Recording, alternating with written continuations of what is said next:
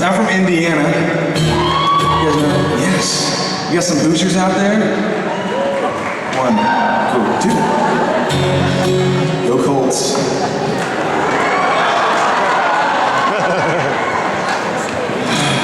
Who said we were laughing stock? Sure. Lay your hands on Peyton Manning, is that what you said? Amen, brother. I like you guys. That's good.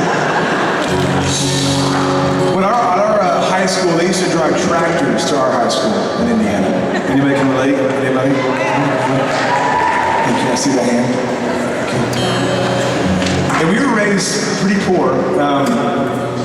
We were always, given hand-me-downs. I always, growing up, I had other people's clothes and stuff, which is cool. Doesn't matter. When you're little, it doesn't matter. You know what I'm saying? So when you get older and you start getting way out of fashion stuff, with the mullets and stuff, it just doesn't go together.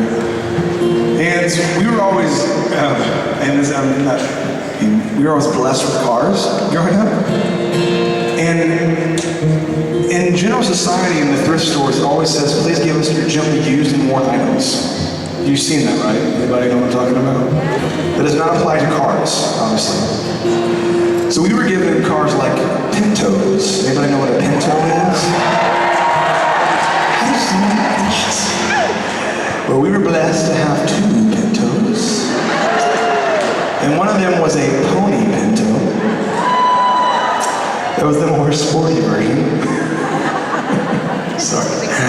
Okay. Not funny.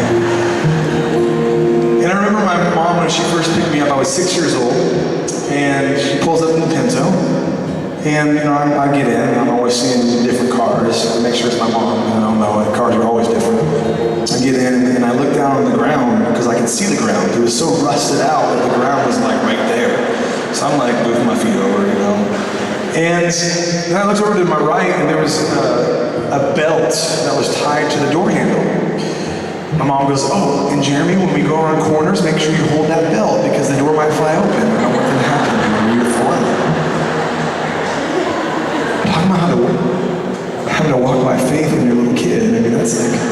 It's a big test. And the other one, which was way worse, was when I was in junior high. Because, you're trying to be cool. And this was the orange pony Pinto. And I remember I was after football practice, and I'm trying to be cool. And I'm like, hey, how's it going? Talking to the cheerleader, and I'm like, yeah, just hanging out. All of a sudden I hear the muffler, or lack thereof, muffler. And my dad starts, listen to this, he starts honking the horn. Not cool.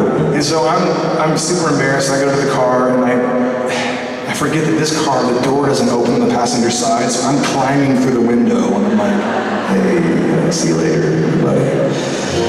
And I used to think I was super mean. I'm like, Dad, that's embarrassing. I'm super just let's be, Dad. And that's pretty funny. I'm gonna tell you that when my girls get older, I'm gonna buy a Pinto, I'm gonna pull up to their school, and I'm gonna honk the horn all day long so they can know the pain that I went through. Because it built character in my life, you know what I'm saying? It's good. It's good. I love it. We had the Granada.